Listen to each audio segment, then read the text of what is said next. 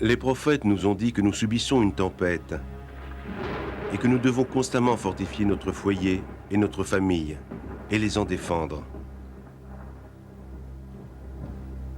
Cette tempête, c'est le mal qui déferle sur nous et qui est la cause des foyers brisés, de la brutalité et des sévices. Nous devons constamment nous garder de l'immoralité, de la pornographie et du laxisme dans le domaine sexuel, qui pourrait détruire la pureté des membres de l'Église, jeunes et adultes. Il s'agit bien d'une tempête extrêmement menaçante. Il suffit de lire les titres des journaux et des magazines pour se rendre compte des influences destructrices qui nous entourent.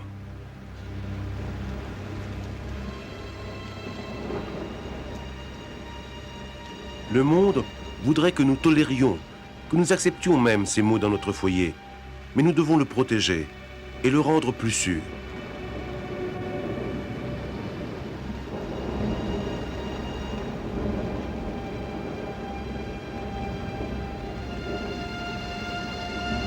Si nous pouvions rentrer dans notre foyer et en interdire l'accès à ces mots en verrouillant les fenêtres et les portes, ce serait simple. Malheureusement, cela serait inefficace contre les maux dont nous parlons. Ces forces maléfiques envahissent nos foyers partout et nous sommes presque constamment exposés à elles. Nous les ramenons chez nous en rentrant de l'école, du terrain de sport, du cinéma, du bureau et du magasin. Elles peuvent pénétrer chez nous par la radio et la télévision. Il y a peu d'endroits aujourd'hui où nous pouvons leur échapper. Le secret, c'est ce que nous faisons dans notre famille, dans notre foyer.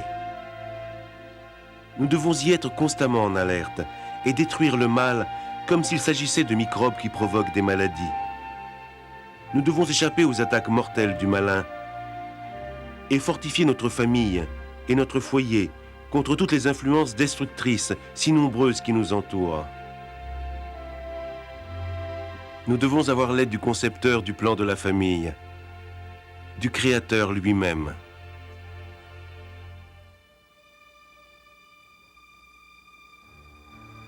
Nous devons protéger les membres de notre famille des influences du monde et des pensées destructrices et éteindre ainsi les braises de l'iniquité avant qu'elles ne deviennent des flammes destructrices. Il n'y a qu'un moyen sûr, et c'est celui de l'évangile du Seigneur Jésus-Christ et de l'obéissance à ses enseignements profonds et inspirés. Nous devons enseigner à nos enfants et apprendre nous-mêmes à suivre le Sauveur et ainsi nous garantir contre la tempête.